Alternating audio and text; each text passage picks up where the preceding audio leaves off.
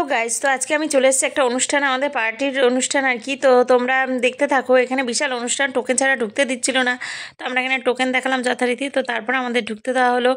তো এখানে প্রায় নয় নয় করেও আমার আন্দাজ মতো 2000 মানুষের হবে সঙ্গম।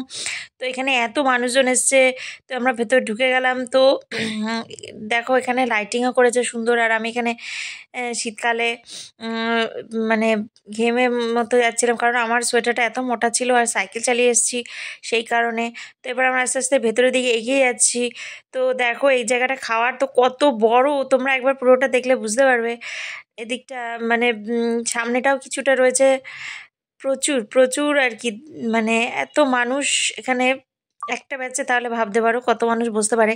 তো এখানে খাইছিল বিরিয়ানি। তো আমরা এখানে যথারীতি অনেকক্ষণ লাইন দিয়ে দাঁড়িয়ে রয়েছি কখন আর কি বসবো। তো এখানে সবাই ওয়েট করছে বসার জন্য, কিন্তু সেভাবে যদি কেউ একা যায় তো সে বসতে পারবে না। আমাদের যেহেতু চেনা জানা অনেক পরিচিত লোক ছিল, সেই জন্য আমরা বসতে পেরেছিলাম ফাইনালি। তো এরপরে আমরা অনুষ্ঠান শেষ করে রাতের জন্য বাজার করে নিয়ে আসছিলাম। তো এই দেখো মাছ বাজারে কত ধরনের মাছ। তো এখানে মানে এই মাছ বাজারটা একদম স্টেশনের কাছেই। তো রাতের বেলা এটা বসে। তো এখানে দামটা যেহেতু রাতের বেলাতে একটু মোটামুটি বেশি থাকে, বেশি রাতের দিকে একটু দামটা কম হয়ে যায়।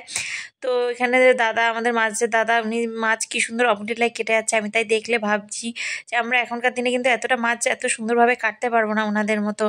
ওনারা সত্যি কাজে মানে এক্সপার্ট এইসব দিকে। তো অবশ্য ওনাদের হতেই হবে, কারণ ওরা এই কাজটা করেই অভ্যস্ত। তো এভাবে আর কি। তো এরপরে আমরা চলে এসলাম, দেখো জ্যান্ত কই মাছ।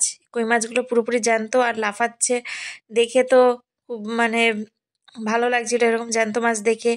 আর এই মাছটা হলো গিয়ে পার্শে মাছ কিনা, আমি ঠিক নাম জানি না। মাছগুলো আমি তোমাদের জাস্ট দেখাচ্ছি, আমার সব নাম জানা নেই। তো তোমরা এই মাছের নামগুলো, মাছগুলো কি কি মাছ নাম জানা থাকলে আমাকে কিন্তু কমেন্টস করে জানিও। এই মাছটা আমি চিনতে পেরেছি, এটা চাদু মাছ না কি মাছ বলে হয়তো, আমি ঠিক বলতে পারলাম না, সরি। তো মাছ বাজারে এসে দেখো, তো আমি ক্যামেরা করছিলাম। তো এরপর আমরা চলে আসলাম পরোটা খেতে, পরোটার দোকানে। তো এখানে পরোটাগুলো খুব মানে খুব বিক্রি হয় এখানকার পরোটাগুলো, দারুণ খেতে। তো যথারীতি পরোটা নিয়ে নিয়েছি। পরোটা আর সঙ্গে ছিল একটু সস লাগিয়ে নিয়ে খেতে, কিন্তু দারুণ জমে যাচ্ছিল, জাস্ট ওয়াও। তো এভাবে আর কি। তো এই ভাই আমাদের দুই জায়গায় দুজনকে দুটো দুটো করে পরোটা ছিঁড়ে দিল। এক একটা পরোটা 8 টাকা করে। তাহলে দুটো পরোটা হচ্ছে হলো 16 টাকা, আর চারটে পরোটা 32 টাকা। তো আমাদের 32 টাকার মধ্যে হয়ে গেল পরোটা খাওয়া।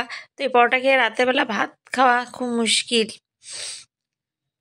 জানি না ভাত আর পরে রাতে কতটা কি খেতে পারবো, কারণ পেট পুরো ভরে যাচ্ছে। এই একটা পরোটা খেলেই পেট ভরে যায়।